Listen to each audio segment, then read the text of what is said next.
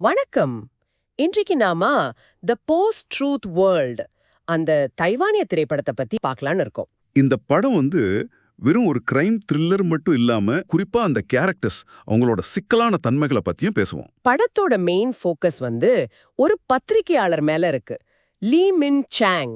அவர் செய்திக்காக எது வேணாலும் செய்யலாம், பார்வையாளர்களை ஏத்தணும் அப்படின்னு நினைக்கிற ஒருத்தரா இருக்காரு. ஆமாங்க, அதாவது இன்னைக்கு டிஜிட்டல் உலகத்துல அந்த கிளிக்ஸ் தான் எல்லாத்தையும் முடிவு பண்ணதுன்னு பாக்குறவங்க மட்டும் இல்ல, சில சமயம் அந்த நியூஸ் கொடுக்கறவங்களுக்கே அது உண்மையானு தெரியாத ஒரு நிலைமை இருக்குன்னு படம் கொஞ்சம் மிகைப்படுத்தி காட்டுதுன்னு அந்த விமர்சனம் சொல்லுது. ஆனா அது மிகைப்படுத்தல்னாலும் ஆமா, அதோட மைய கருத்து ரொம்ப முக்கியம்னு அந்த விமர்சனம் சொல்லுது.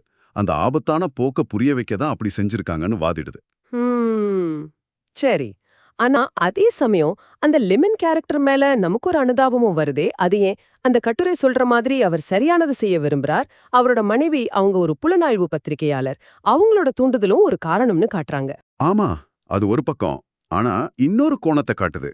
அதாவது அவரோட பாஸ் நேர்மையான செய்தி வேணும்னு சொல்லிட்டே இன்னொரு பக்கம் வியூ சேர்த்துங்கன்னு பிரஷர் போடுறார். அந்த பிரஷர்னால தான் அவர் சாங் சாங்கி கேஸ் பக்கம் போறாரா? எட்வர்ட் சென் நடிச்சிருக்காரு. அந்த காதலிய கொன்னுட்டாருன்னு 7 வருஷம் ஜெயில்ல இருந்தவர். ஆமா, கரெக்ட். அந்த கேஸ கையில எடுக்கிறார். மீடியா அவர் ஒரு பயங்கரமான ஆளா காட்டுது. வெறும் மெயின் ஸ்ட்ரீம் மீடியா இல்ல, யூடியூபர்ஸ் கூட அவரை வச்சு கண்டென்ட் போடுறாங்க. ஆனா அவர் நான் செய்யலன்னு சொல்றாரு. இதுதான் அந்த மெயின் பிரச்சனை. இங்கதான் அந்த விமர்சனம் ஒரு நல்ல பாயிண்ட சொல்லுது. லெமன் செங்கி நிரபராதின்னு நம்புறார்.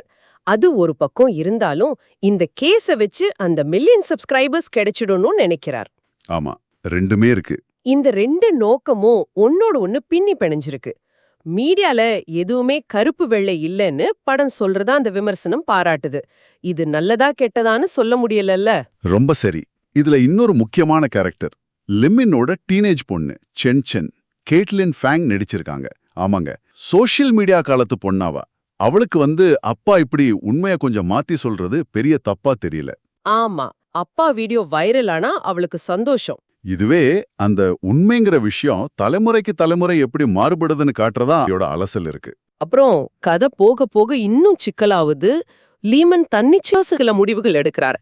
அந்த ஜெயில இருந்து தப்பிச்ச செங்கிக்கு உதவுறார். ஆமா, அந்த வழக்கு விசாரணை அது லீமனுக்கு நெருக்கமானவங்களையே சுத்த ஆரம்பிக்குது. பல ட்விஸ்ட் வருது. ஆனா கடைசியில எது உண்மைன்னு நம்ம நினைக்கிறோமோ அதுவே மாறிக்கிட்டே இருக்கு. அந்த நிலையற்ற தன்மை தான் படத்தோட பலம்னு அந்த விமர்சனம் சொல்லுது. இந்த படம் ஒரு த்ரில்லரை தாண்டி ரொம்ப ஆழமான விஷயங்களை பேசுது. ஊடகங்களோட நம்பகத்தன்மை, உண்மைனா என்ன, இந்த வியூஸ கூட்டுற பிரஷர், இது எல்லாத்தையும் கேள்வி கேக்குது. ஆமா, உண்மையை கண்டுபிடிச்சாலும் அதை வெளியே சொன்னா நல்லதை விட கெடுதல் அதிகமா நடக்கும்னா என்ன பண்றது, இப்படி கஷ்டமான கேள்விகளையும் கேக்குதுன்னு ரெண்டு சோர்ஸுமே சொல்லுது. இதெல்லாம் கேட்கும்போது உங்களுக்காக ஒரு கேள்வி வருது மனசுல. இன்னைக்கு எல்லாமே வைரல் ஆகணும், நிறைய பேர் பார்க்கணுங்கிற ஒரு கட்டாயத்துல நாம இருக்கோம். அப்படி இருக்கும்போது நீங்க ஒவ்வொரு நாளும் படிக்கிற அந்த உண்மைன்னு சொல்லப்படுற விஷயங்கள் நிஜமாவே உங்களுக்காக எவ்வளவு தூரம் கவனமா உருவாக்கப்படுது? கொஞ்சம் யோசிச்சு பாருங்களேன்.